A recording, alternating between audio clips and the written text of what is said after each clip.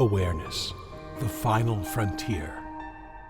These are the explorations of Jonathan Robinson and BrianTomO'Connor. Their continuing mission, to discover fresh new paths to the mystery within, to seek out new joys and new methods of awakening, to boldly go into the heart of expanded consciousness. This is Awareness Explorers.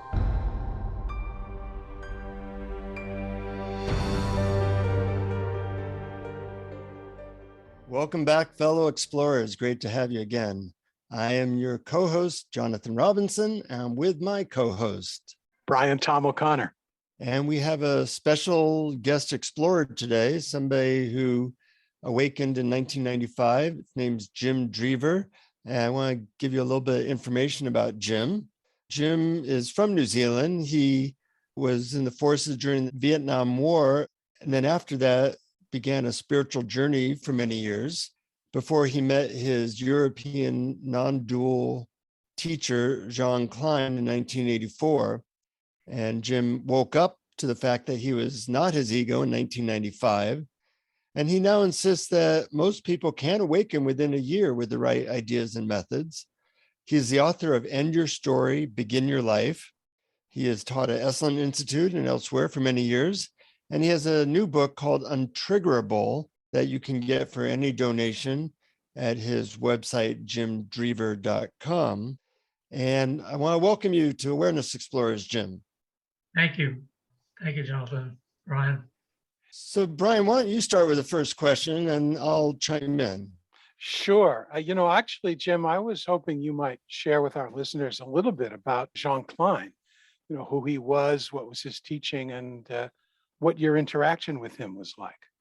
Yeah, it was I met him in Marin County in 1984, giving a talk at a private home. About 80 people were there, 60 people crammed into the basement living room. And he was dressed in a silk shirt and an ascot and had flowers arranged beside him and very impressive guru stuff. And about halfway through the event, I asked him a question, my first question ever. And he looked at me and I said, "John, would you tell us something about your enlightenment?" And Jean Klein looked at me and he said, "Who's this me who is asking the question?" And I kind of sat there. When I asked the question, everybody sat up because they wanted to know about his enlightenment, right? And when he gave his answer, everybody kind of sat back down in their chairs, and I kind of moved uncomfortably. I didn't know what to answer to that question. But that was what I was able to say again and again and again. Find out who you really are. Find out what's beyond your ego. Find out the source of your being, and you'll be free. That was what I heard him say whenever I listened to him. Mm-hmm. So he talked about looking for your true being, as you mentioned, and you've written that the me can't be found. There's no true I to be found. Why is that the case? I mean, what is this I that can't be found? Or if it can't be found, maybe it's not anything. Yeah, it's the thing about the ego, the I, our thoughts and stories, is they come and they go, right? They come and go. Jean Klein was urging us to get in touch with what is always here, what doesn't come and go. And that's the essence. The ego comes and goes. It's there sometimes, not there at other times. This is the theme of my new book, Untriggerable, because triggers are where we still identify with our ego. We learn to welcome them because they're showing us where we're not yet free. We've got the perfect inbuilt mechanism to find out we're not yet free. So that's the essence of seeing. It's all about the seeing. Seeing, my God, I'm not my ego. I have an ego, but I'm not my ego, because my ego comes and goes. We're not anything that comes and goes. We're what is always here, right here, right now, in this very moment. When I think of the question, look for yourself or look for the I or see if that I cannot be found, I don't have the sense that the I is this sort of like little being inside me looking out. I feel like it's me, it's this body, it's what's not you, it's what's bounded by my skin. And when I look for that, I actually can find it. I just, go like that and there it is. But that's not the I that you're talking about. Right. But I was wondering, for people who might think that the I is the body, what would you say? We have a body. We have sensations, feelings. We have a mind. We have a unique personality. We're us. But see, Jean Klein used him as the model, the example, someone who was awake and free. He said once, at the beginning of my book with this quote, he was giving a talk back east once, and a man put up his hand and said, "Jean, every time I see you, you look so radiant and relaxed and at peace. Me, I'm always upset, miserable, uptight. What's the difference between us?" And John looked at him and said, "You still take yourself to be somebody. I don't take myself to be anybody. You still take yourself to be somebody. I don't take myself to be anybody." And that was his essence of his freedom. He didn't take himself to be a person. He didn't take himself to be a psychological, emotional entity. He didn't have any self-image. He was just present. It's pure consciousness, pure awareness. So when you awakened in 1995, what was it, first of all, a rather sudden experience, or was it very gradual? And what did you first notice different? Well, I've been on the search for enlightenment 20 years. That was really the only thing that interested me, becoming enlightened, even though I lived a normal life as a chiropractor and dated girls and got married and went skiing and went to theater in San Francisco. I lived in Arnold, San Francisco, partied. I did all the normal things. In the back of my mind was this core search for enlightenment, awakening, because I had this enlightenment experience in 1977, which I may describe to you briefly, where I woke up one morning in 1977 in the outskirts of Santa Rosa, and I noticed a shaft of sunlight coming through the chink in the Venetian blinds, and suddenly I heard a mourning dove cry outside, and everything in my mind just dropped away. And I hadn't done any drugs at this point, so I was very pure in a way. And I felt the oneness of life. It was magical. I felt really super present, one with life, one with everything. I remember getting up out of bed and going to my study to write about it on my typewriter. This is before the days of computers. And then as the day wore on, I reverted back to my normal egoic, uptight self. But something had shifted in me, as if I wholly punctured my consciousness. And I'd seen the reality behind reality, the big R reality behind the small R reality, the small R reality that we see and feel and taste and touch. It's ever changing. Thoughts, feelings, images, circumstances. The big R reality is what is always here, that it's the changeless in us. It was such a powerful experience that I knew it never left me. I wanted to have that experience again and again and again. All the seeking began after that. So fast forward 18 years, this morning I woke up and I noticed I felt depressed. My son was 11 years old at the time. His mother and my second wife, had gotten divorced when he was 6. And my practice as a chiropractor wasn't doing as well. And I thought to myself, I'm depressed because of the financial circumstances, paying child support and so on. So I was about to get out of bed and go to meditate, because that was my spiritual practice. Meditation wasn't my spiritual practice. But this particular morning, I remember something Jean Klein had said, "You're not the person you think you are. Find out you really are, and you'll be free." And by this time, I've known Jean Klein for 11 years. In the last couple of years, I'd only seen him once or twice at a dialogue he gave, because I was busy with my own life as a chiropractor and my family and so on. So I closed my eyes and asked myself the question, okay, Jim, you say you're depressed. Who is this me who's depressed? As I lay there in bed, I went deeply into my own consciousness, looking for this me who's depressed. I realized it was just a thought form. I'm depressed, I feel depressed, which resulted in depressed feelings. When I saw that, something shifted and I felt fine. Went about my day.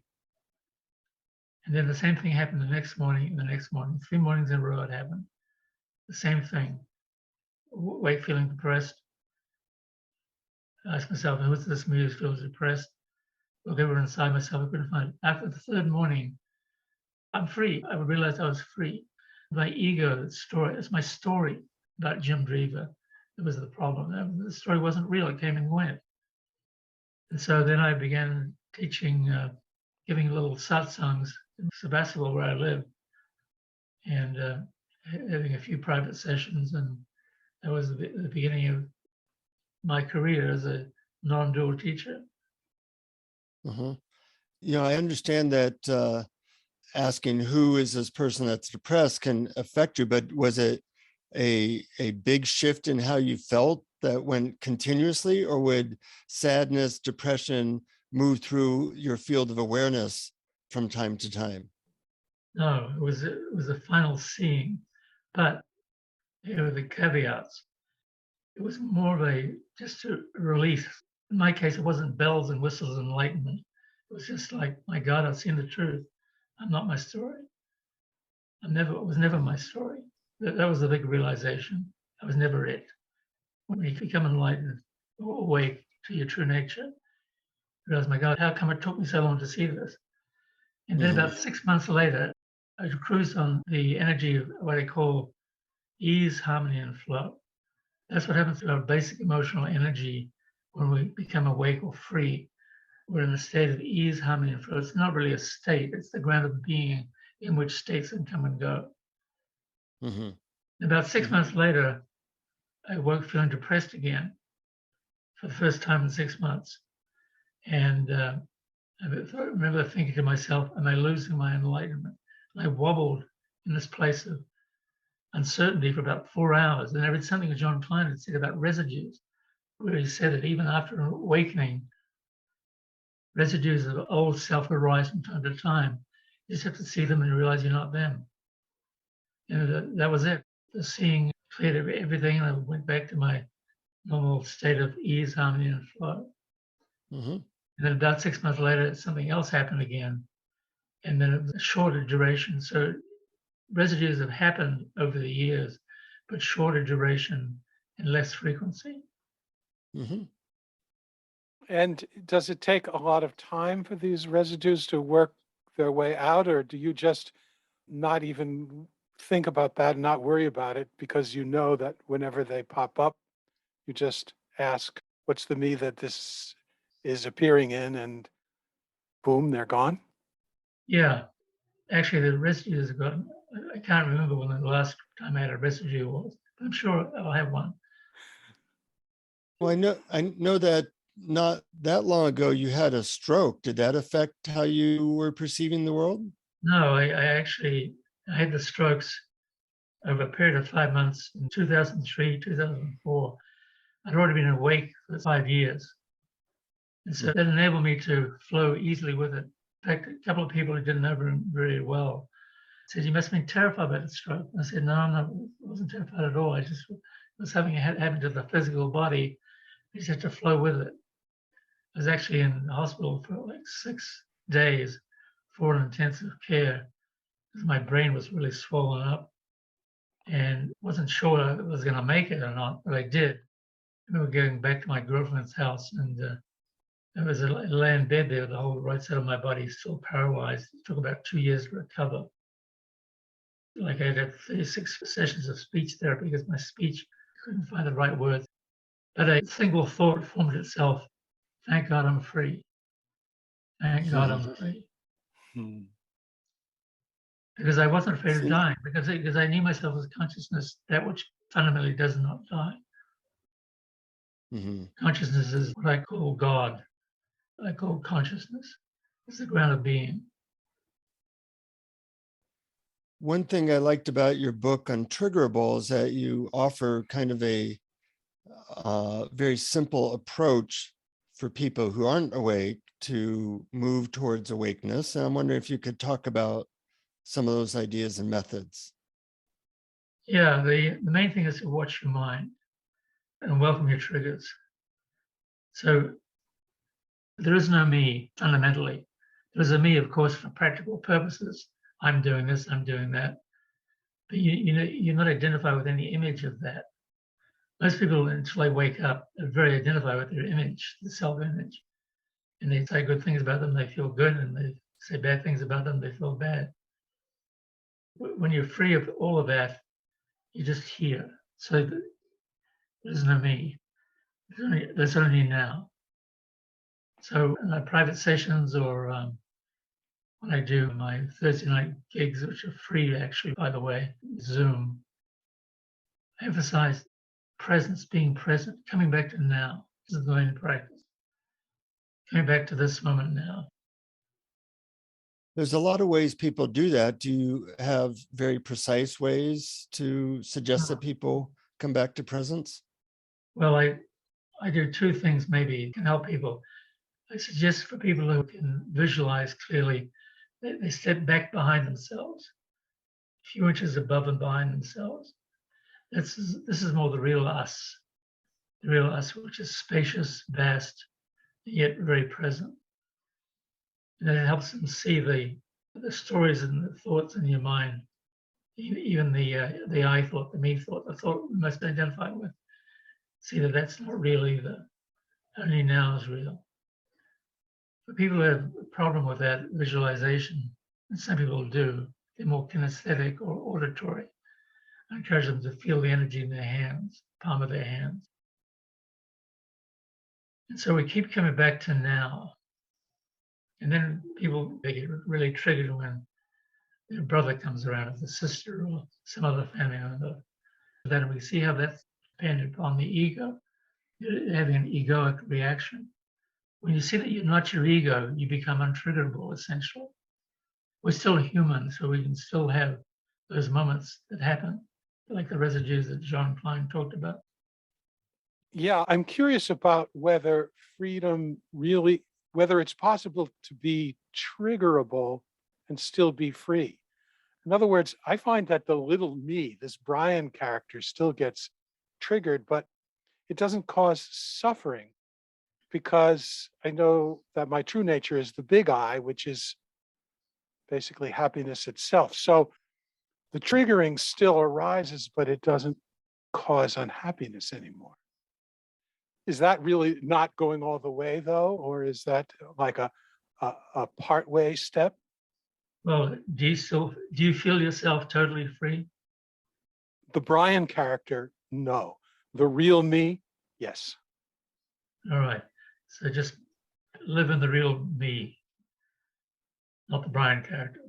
Yeah, and whenever the Brian character gets triggered, and this is why I love your phrase, welcome the trigger, which most people don't do. And most people, their goal is never to be triggered again. And that Right. doesn't seem to work. But for me, the triggers are like little reminders to live in the ground of being, the true nature, the big I, the I self, that which doesn't change, that which it all appears in. And just say, okay, there goes Brian again doing that thing. Yeah, good. Yeah, and that is here now. It's here now. It's always here now. It's never not here. I'm curious as to why you say welcome the trigger. You know, 'cause a lot of people, they just get lost in their story and their triggers. That doesn't seem to be helping them with awakening. So tell me about your idea of welcoming the trigger and how that can be helpful in the awakening process. Good question. So you're right.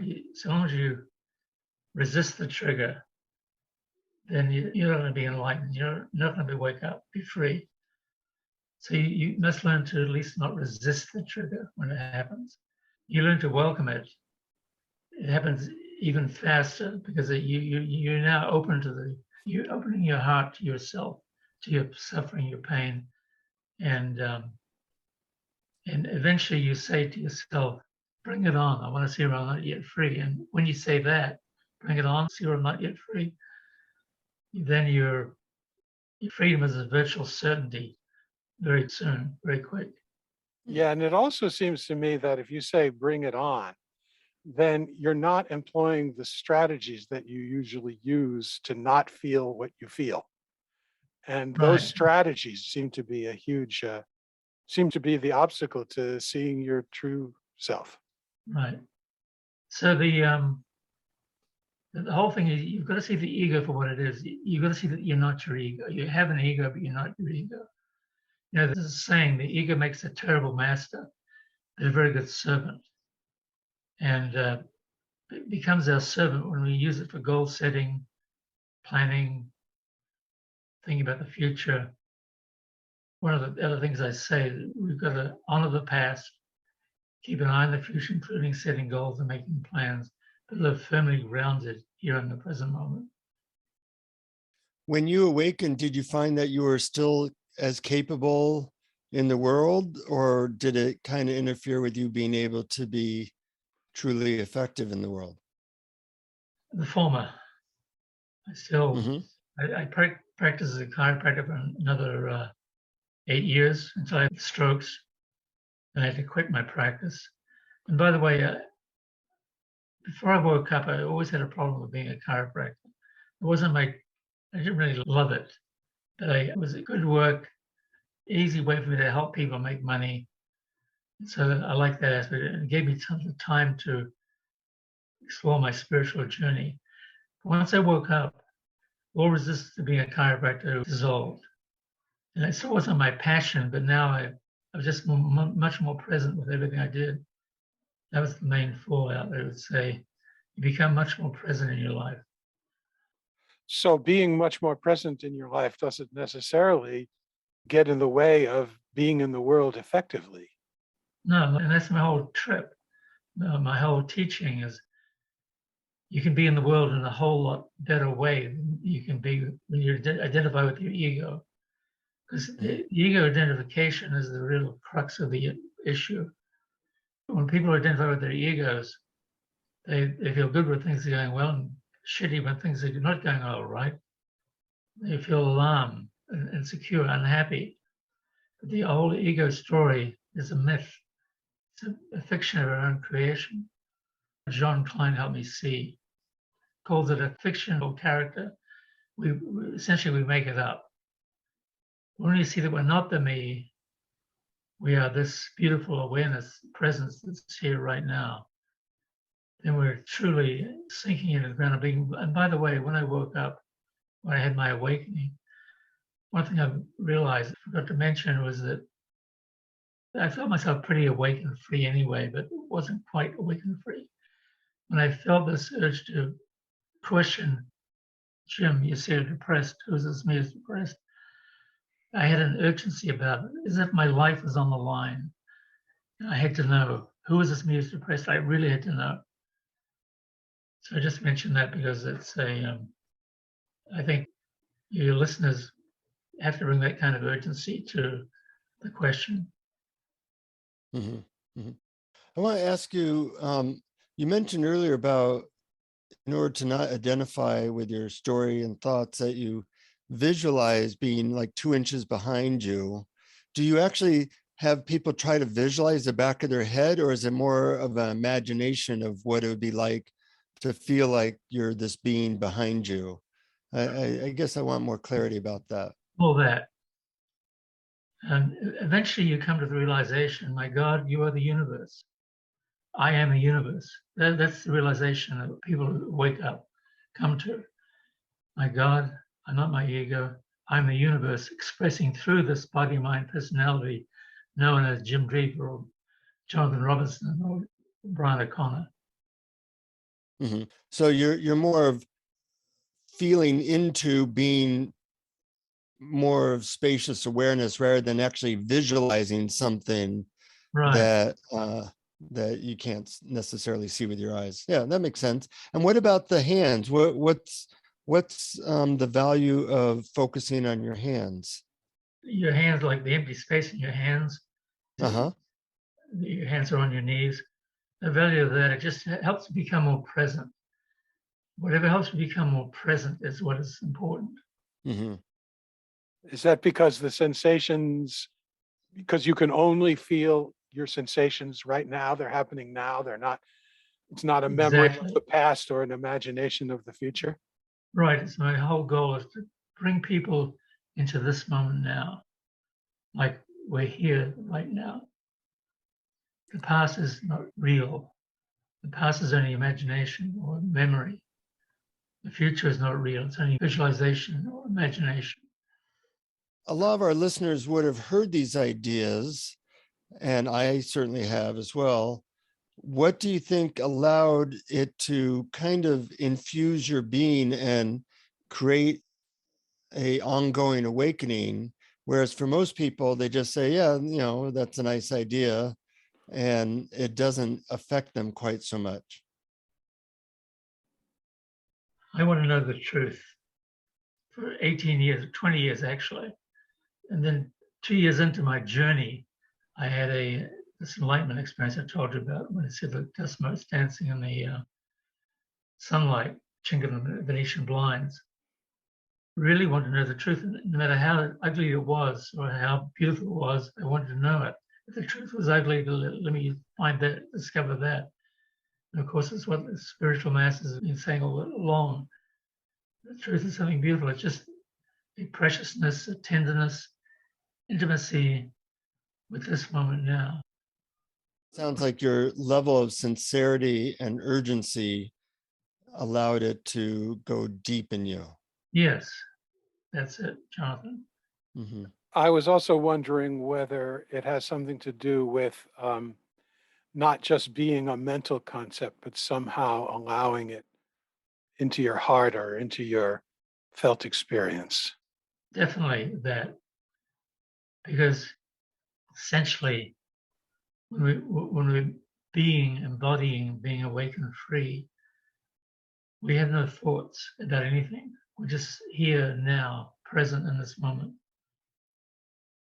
And when I just check with myself, the flow of being is right here, right now. Mm-hmm. And we're having a conversation, you three of us. I'm just operating as pure beingness, the cycle or paradigm of living of be, do, have. Most people do what they think they need to do in order to have the results that'll make them happy, or be happy. But when you awaken free, you live from be, do, have. You establish in being in this moment now, right here, right now. And then you do what you do, may involve thought or action to have the results you have. But the results are good, whatever they are, because you're not depending upon results for your basic happiness in life, because you're already establishing being, the causeless joy, being here now, right here now. This is it. And then the doing, I guess, or some people might call it right actions. Does that just then happen naturally without having to decide? Right. We do the next thing. Like right now, we're doing this interview, and questions arising in your minds, out of stillness, out of silence. And my answers are reflections of your questions. Yeah. I'm wondering if there's anything we haven't covered that you would like to talk about, both to Jim and Brian. Well, I have lots more questions, more than we probably have time for.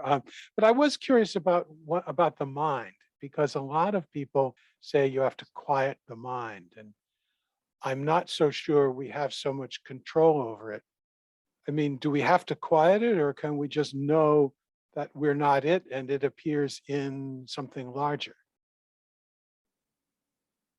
We have to see it for what it is. It's all about the seeing.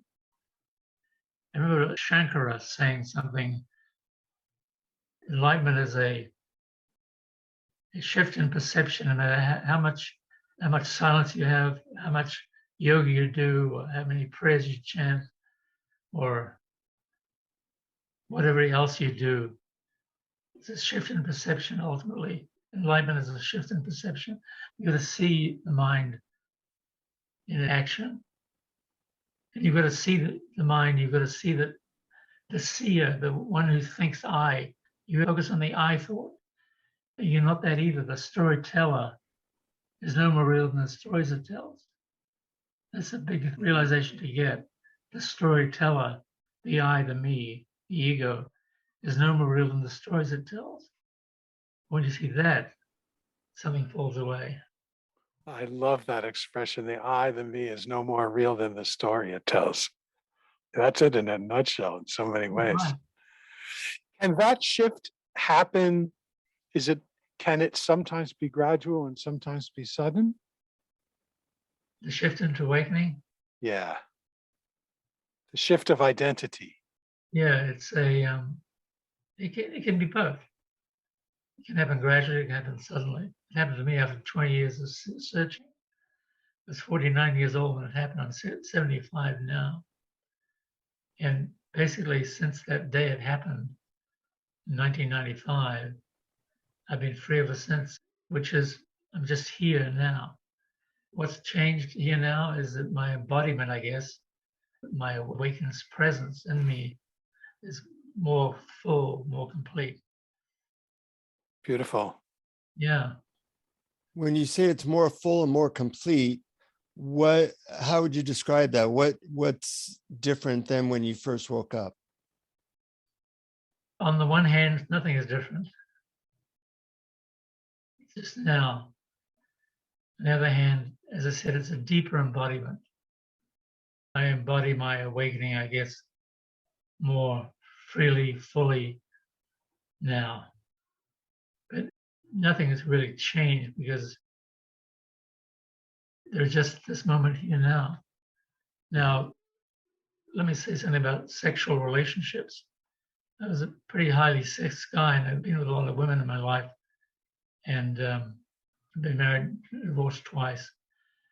And I was driven by my sexual urge for most of my life.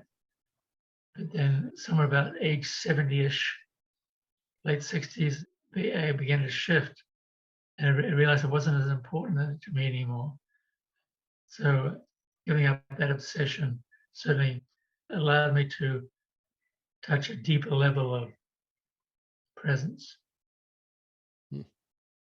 Is that possible for someone much younger, or do we need the wisdom of age to get there? Good question. Just looking back at my own experience, I made some choices that maybe weren't as wise choices along the way. Even after I was awake, I was still driven by my little head occasionally. So on the one hand, there's that. But on the other hand, I'm here now, and my sexual drive is just part of there's no urgency about it anymore. Mm-hmm. That urgency is left. And it's That's a grace. beautiful release. It's a beautiful release. It's not that I'm still not a sexual being, but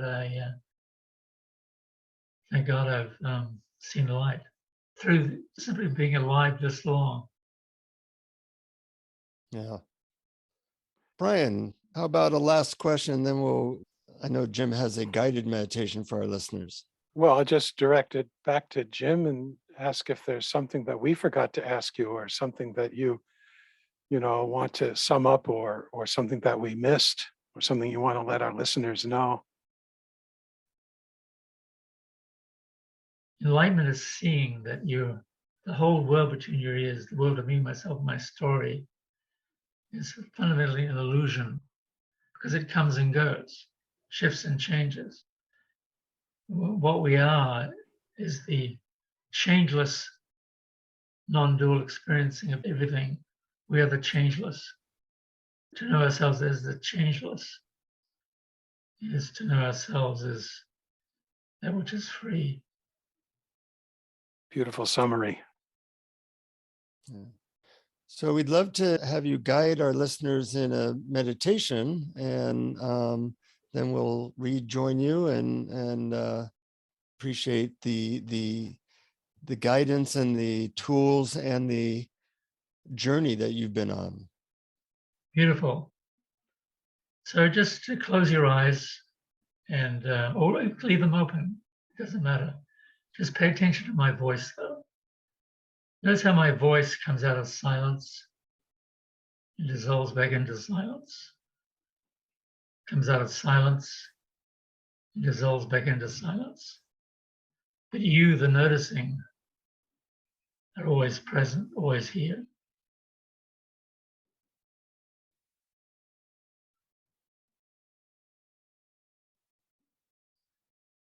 And pay attention to the thoughts of the sensations. I mean, the sensations in your body, maybe emotions or sensations in your body, your hands, your belly, your back, your legs.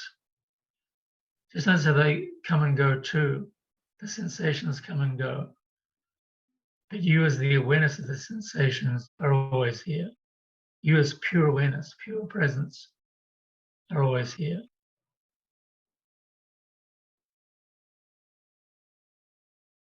So just sink into the pure presence you are, the pure awareness you are.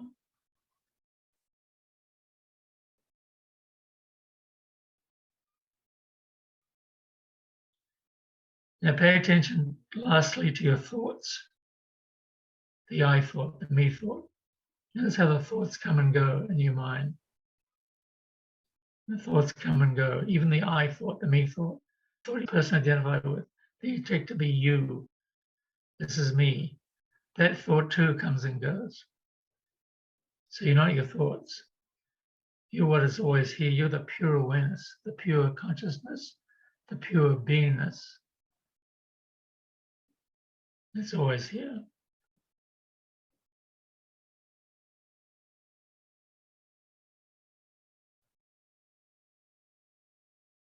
So just be the awareness you are, noticing the thoughts, sensations, sounds, everything coming and going. But you as the awareness, the presence, the beingness are always here.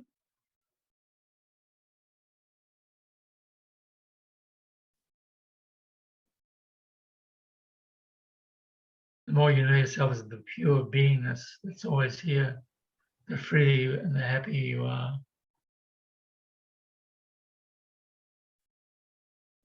So just open your eyes now and relax and into this moment now, realizing this moment now is all there is. There's only now. There is no me, really. The me cannot be found. As soon as you look for it, you cannot find it other than as a story, a thought, concept. And that goes for the I thought, the me thought, the person you must identify with, that you take to be you. That's a story too, that's a thought too. When you see that, to see that as freedom. It's as simple as that. To see, my God, I'm not my thoughts. I'm not my ego. I have an ego, I have thoughts. I'm not them because they come and go. And I am what is always here. I'm the pure awareness, pure consciousness. That's always here. That should bring a smile of relief. My God, so simple. This is what I am. This is what we all are. Every single one of us on the planet is this. When you come back to the essence, our essential nature, presence, pure presence, we are that. Tao Te Ching, the Upanishads use that phrase a lot. Tat Twamasi, thou art that, you are that. This is what we're referring to. We are this awareness, this consciousness.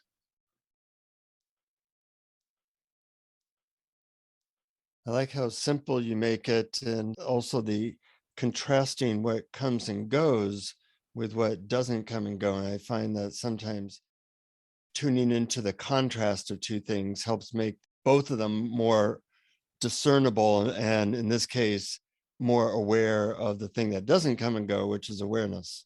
Beautiful, Jonathan. It's beautiful insight. Mm-hmm. I've used that with other things like, there's silence in me, there's sounds in the world, there's movement in the world, there's stillness in me. And those types of contrasts really help me hone in on what's Yeah. not moving, what's not making sounds, what's always here, things Right. like that. Good. Any last words, Brian? I found that drilled right through me. I really loved that. And then this whole conversation, I just felt like I was just experiencing it from that pure beingness. So I'm really grateful that you came on, Jim, and shared this with our listeners. Thank you. I would like to say something about my Thursday night gigs. Okay. Go to my website, jimdreaver.com, and look under events. And this is a way to connect with the event. Just Zoom link, 6 o'clock Pacific time on every Thursday. And it's free. It's actually, every time is free. Donations are always welcome, of course. Sounds great. And that's Jim Dreaver, Dreaver, right? Jimdreaver.com, yes. Great. We'll put that link in our description. And it's great talking to you, Jim. It's always good to talk to awake people and find out their story and what they did and how they're doing. And it's always a great reminder for how available awakening is. Yes, everybody can have this. Every single person can have it. They just have to surrender their beliefs. That's the beauty part. Everyone can have this. It's not something only for the few, the initiated, the special, because it's what we all No, are. it's exactly. It's who we all are. It's our true nature. Mm-hmm. Mm-hmm. Thanks so much for the opportunity to share my work and to have me as a guest. Thank you, brothers. Oh, you're so welcome. And You're thank very you for welcome. coming on. And they can find out about your new book, Untriggerable, on jimdreaver.com as well. They can buy the book as a PDF just for donation of any amount. Wow, great. Well, I recommend it. I really enjoyed reading it so much. So, friends, put this into your life, enjoy the peace that comes from it, and keep exploring. Keep exploring.